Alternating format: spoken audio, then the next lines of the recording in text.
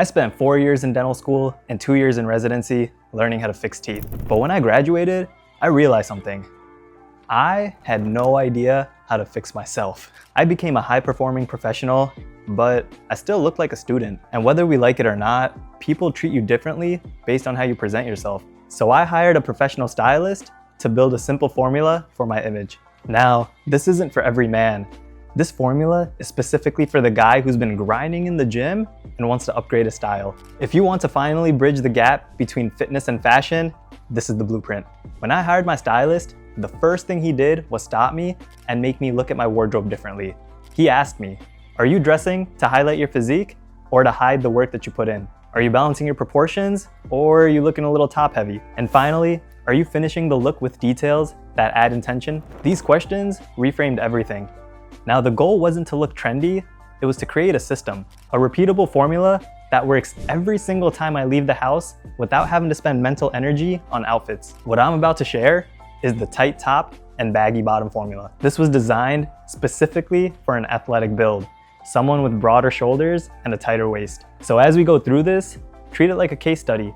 This is what worked for me personally. Take the principles, but understand that you gotta find the fit that respects your current metrics. Today, we're gonna break down the silhouette, the color palette, the investment piece, and the accessories.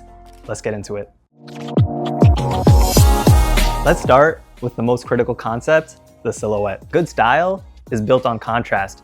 The formula is simple, tight on top, baggy on bottom. And why does this work for an athletic build? If you're training consistently and you're watching your nutrition, you want to showcase that production. You want to highlight the broad shoulders, developed chest, and the defined arms. The top is where you show the work.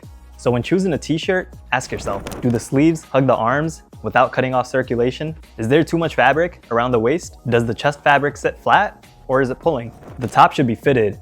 It communicates discipline and it signals that you respect your physical health. But here is where the shift happens.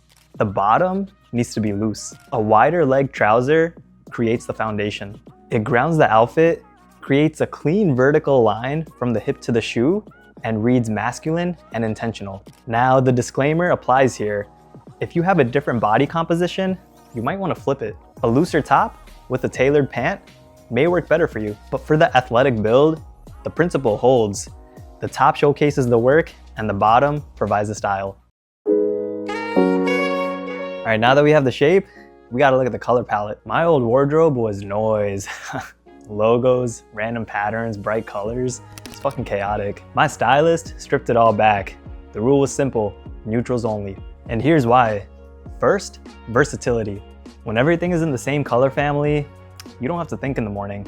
I can grab any t-shirt and pair of trousers from my closet, and I know it'll look fucking good. Second, perceived value.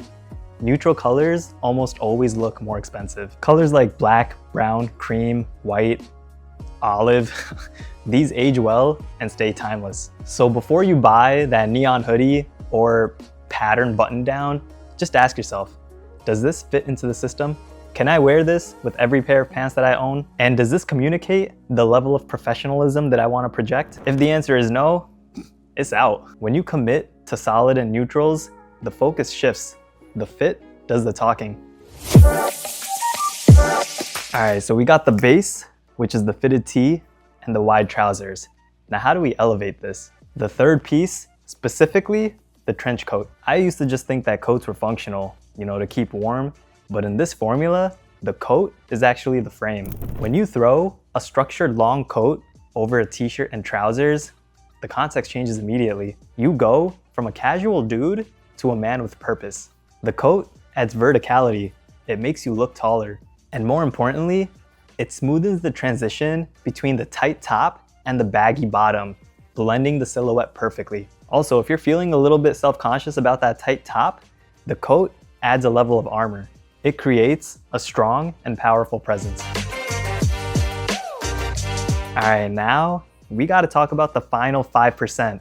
And this is what separates wearing clothes from styling an outfit. And the secret is accessories. Accessories aren't about showing off wealth, they're about showing intention. We're gonna focus on 4 key elements: a watch, a bracelet, rings, and a chain.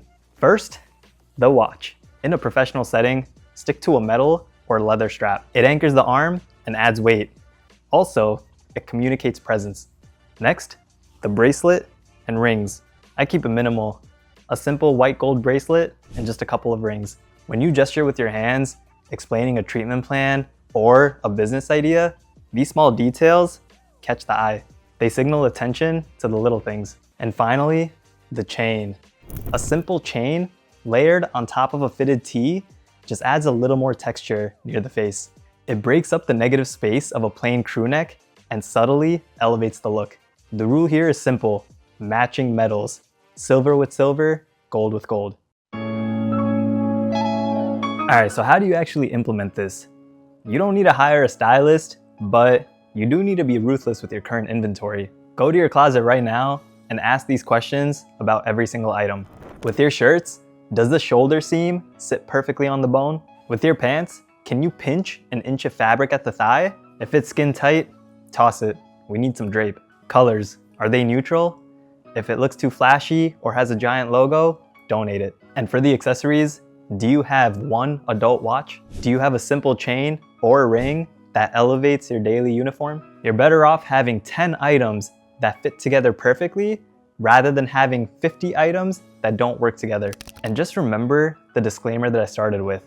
This is what works personally for me. If you try on a tight tee and it doesn't make you feel confident because of your current body composition, don't force it. The goal is not to copy me, but to find a system that works for you. All right, so let's talk about the ROI here. You might be thinking, this just sounds expensive, but think about the cost per wear. How much money did you waste on clothes that you worn once? How many clothes are in your closet right now with the tag still on? By restricting your purchases to this formula, tight top, baggy bottoms, neutrals, and key accessories, you're actually spending less in the long run.